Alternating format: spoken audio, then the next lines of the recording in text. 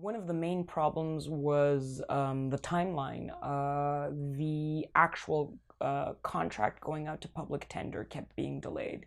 So it's really hard for small nonprofit organizations and these tiny caterers and tiny restaurants to be committing time blindly without knowing when they're going to be working on this, when they might have to put the bid in, when they would be operating a secondary business. Because keep in mind, they're all operating their primary restaurants or catering services.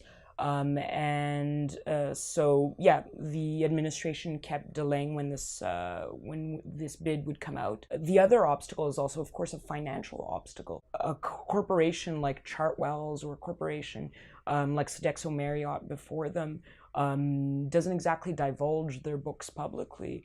And since they are a private entity, there's no legal way to access their books. So we don't know what these contracts are completely worth. So meaning when we're dealing with small providers and student power behind them, this collaboration is kind of working blindly without knowing what time frame they're working within, and also without knowing what financial investment is actually going to be required. Once Concordia actually even released the request for a proposal, the time frame was set to 20 days, a deadline of 20 days to respond. The document was about 2,000 pages, all in French, lots of legal jargon. I mean, it could have easily taken you a month just to read the contract, let alone prepare a bid to answer this request for proposal. So I mean, we're talking about a huge undertaking with impossible timelines. And so once the request for proposal did come out, there was another obstacle. The parameters outlined made it almost impossible for small alternative providers to compete with a large corporate provider. The administration essentially demanded that there would be a $5 million operating budget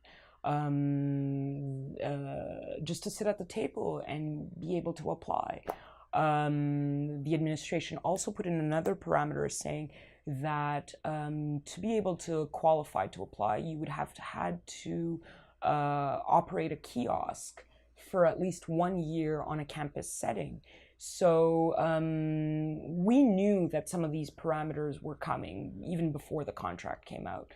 So we started to brainstorm alternatives. Unfortunately, that 1 year clause, for example, even disqualified alternatives, campus alternatives already being built, like the Hive Solidarity Cooperative Cafe, from applying. So what few alternatives were being built from the ground up just were excluded from the table from the get-go. And the $5 million operating budget is just preposterous, right? Any kind of sustainable restaurant that operates in Montreal, even something as successful as, say, Centropole or Eau Vive, none of these little operations have a $5 million budget.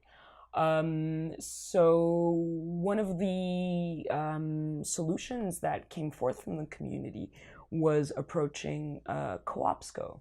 COOPSCO is a federation that essentially helps build cooperatives on campus settings. So they usually help build cooperative bookstores.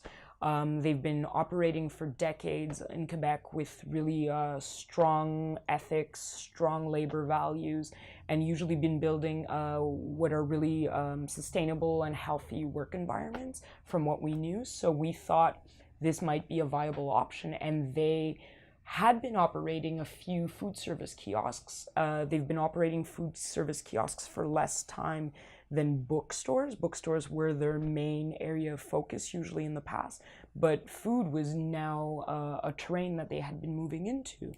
So we approached COOPSCO. We were delighted to find out that they assured us they were actually really interested in moving into more of an Anglophone educational milieu. They hadn't ever worked in Anglophone milieux before, so they were interested in kind of like crossing that language barrier, and they were really interested in this prospect of this giant contract being taken out of the grips of corporations and being handed over to what would have been either a cooperative or a nonprofit organization, possibly operating as a cooperative, or some sort of multi-stakeholder collaborative consortium operating with just healthier economic models of their own, you know.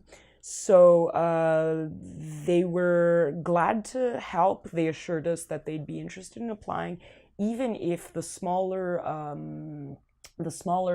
catering organizations and nonprofits that and restaurants that we were already in talks with, even if they all pulled out, Coopsco told us that, you know what, we'll do this. We're in it for the long haul. So we were really enthused that essentially this was a card that the administration would have never guessed that we had in our back pockets. So yeah, Coopsco, unfortunately, when the bid came out, when was it, around March 2015, Coopsco was also trying to do something similar on a smaller scale at a cégep, at a francophone cégep in Quebec, and was putting together a second bid as well.